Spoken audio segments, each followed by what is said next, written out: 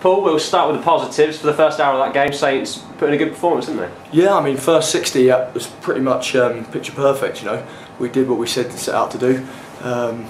Felt we were dominant up front, and we really, you know, put the plays that we talked about all week, we put them into practice, and yeah, it came off, you know, but obviously the last 20 minutes the wheels sort of fell off, and it was it's a little bit disappointing. We're a bit shell-shocked in the change rooms, you know. Fair play to Worcester, they played really well, but we've got to be better than that. Is that the overriding feeling? I mean, you've come off with 5 points, you're top of the table after 4 wins from 4. I think it's you know, shows where the squad is at the moment. You know, it shows what our standards are, that we've set them sky high. You know, and to be feeling this disappointed off a 5-point win is you know, is interesting. But you know, it's where we want to be as a squad, and we've got to keep the standards up. We've got to play for 80 minutes. You know, we probably could have, you know, should really have kept them out. But fair play to them again. They came out and played well the last 20.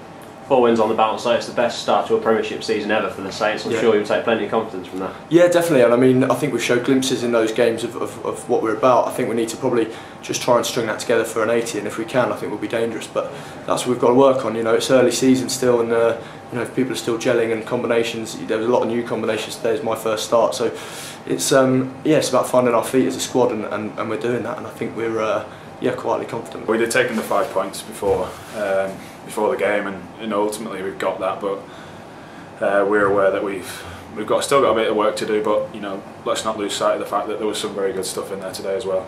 The fact that you've played these 4 games, you've not performed anywhere near your best. How close are you, do you think? Still a bit to go by today's outing. As you say, the first sort of 3 games we played sort of averagely and sort of did what we needed to do, which was very pleasing. But we don't feel like we've hit full stride yet, and that's kind of a positive thing, I guess. And it shows that we still got work to do, and that we can still improve, and that's the challenge for us now. The fact that Worcester came back into that game, was it just quite hard to keep that momentum going once the game was all bit in the bag? I'm not sure. It obviously proved to be that way, and I think you know, we sort of dropped off in our intensity a little bit, and those are the kind of margins which are so fine in the Premiership these days, that you know, you give a team half an inch and you know, they'll take a yard, and it proved that way. And when they got the momentum behind them, it was, you know, it was tough to stop.